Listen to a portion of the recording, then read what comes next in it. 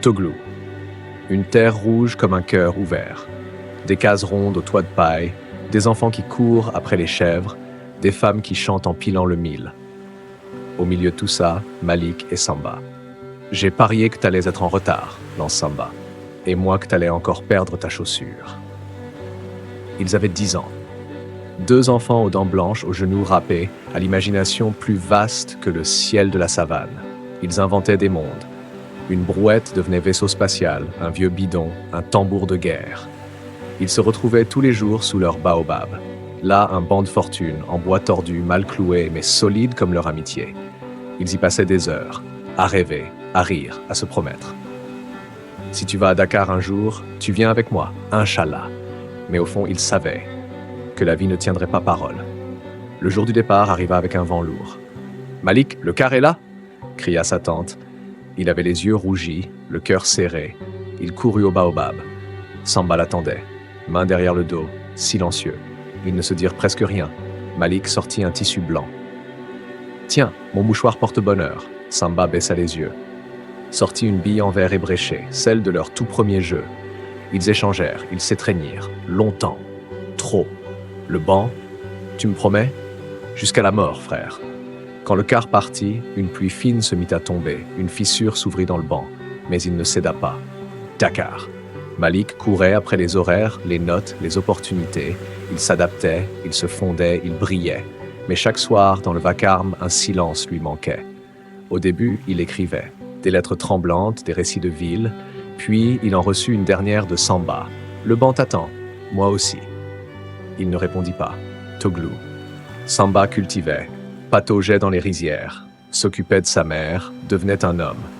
Mais chaque dimanche, il s'asseyait sur le banc, le mouchoir toujours dans la poche, le regard toujours vers le nord. Le village se moquait. « Ton ami t'a oublié. » Il souriait sans répondre. Mais le banc, lui, grinçait un peu plus chaque semaine, comme pour se plaindre du poids des promesses trahies, août 2022. Le ciel au-dessus de Toglou était gris perle, un de ces jours où même les arbres semblent vouloir pleurer. Malik sortit de la voiture. Il s'était éloigné de ce monde. Trop longtemps, mais il était revenu. Il longea les cases lentement. Les enfants le regardaient, intrigués. Qui était ce monsieur en chemise blanche, l'air perdu? Et puis il le vit. Le baobab, le banc, toujours là. Il s'en approcha, tremblant. Il posa la main sur le bois. Il s'assit. Un silence dense. « T'as mis le temps, hein ?» Il sursauta. Samba. Même regard, mêmes yeux, même âme. Ils ne dirent rien, pas tout de suite. Puis Malik murmura « Tu m'as attendu ? Je t'avais promis, non ?» Et là, ils pleurèrent, ensemble, comme des enfants perdus qu'on ramène à la maison. Le champ s'étendait à perte de vue, brûlé par le soleil de midi. Les termitières semblaient des statues et les oiseaux traçaient des cercles dans le ciel. Samba marchait devant, silencieux.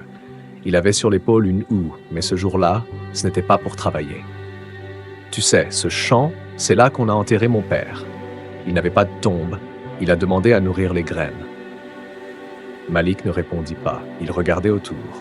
Il se sentait minuscule. J'ai jamais été en ville, j'ai jamais eu besoin de briller. Mais j'ai cultivé ici des choses qu'on ne voit pas. La patience, la foi. Et toi? Il marqua une pause, puis il se retourna. Tu crois qu'on peut être amis et quand même être devenus des étrangers? Oui, mais c'est pas une fin. C'est juste une pause. Et ce jour-là, sans dire un mot, ils se mirent à bêcher la terre. Ensemble, comme pour réparer le temps. Chaque soir, quand le soleil glissait derrière les dunes, les enfants s'asseyaient devant le baobab comme devant un écran invisible. Mais ici, pas de projecteur.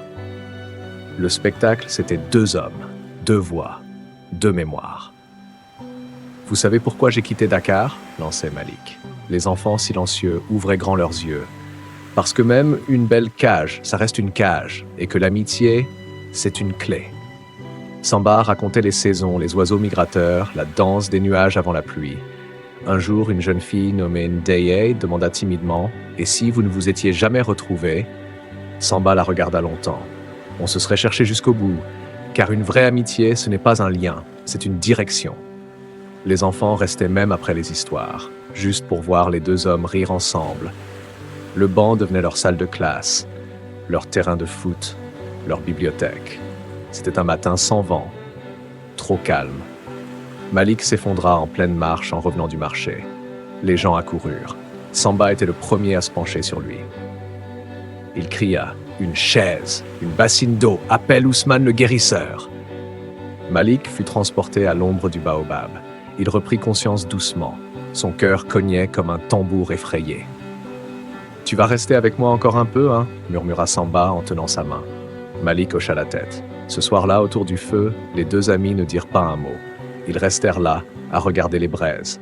Le silence entre eux n'était pas un vide, mais un abri. Une semaine plus tard, Mariem, la fille de Malik, débarqua à Toglou. Robe moderne, téléphone en main, sourcils froncés. « Papa, qu'est-ce que tu fais ici ? Tu n'as pu appeler maman.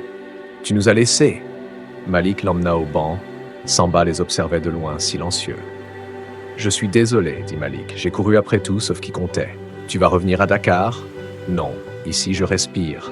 Je vis. » Mariem hésita, puis s'assit sur le banc près de lui. Et pour la première fois, elle vit les inscriptions gravées sur le bois. M+S pour toujours. Elle caressa les lettres. C'est ici que tu as laissé ton vrai cœur. Elle resta une semaine. Elle aida au centre communautaire. Elle écouta les histoires. Elle dansa un soir au rythme des tambours du village. Et elle repartit, changée. Un soir, Samba entra dans la case de Malik avec un cahier à la main. J'ai eu une idée. On transforme l'école du banc en centre de mémoire. Pas juste pour les enfants, pour tous. Tu veux dire une bibliothèque vivante ?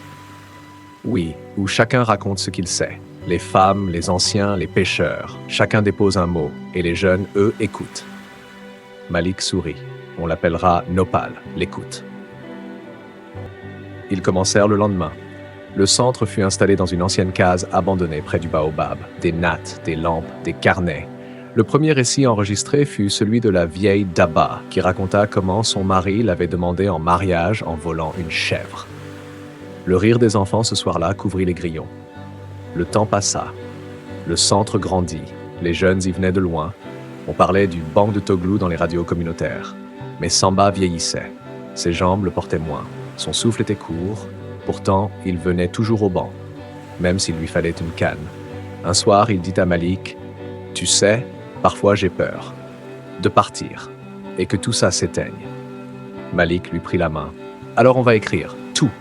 Chaque mot, chaque souvenir, on va faire un livre pour que le monde sache. » Ils commencèrent à noter, avec soin, avec tendresse, et parfois, entre deux pages, Samba fermait les yeux et disait « Si je pars demain, promets-moi de ne pas arrêter de venir ici. » Même seul.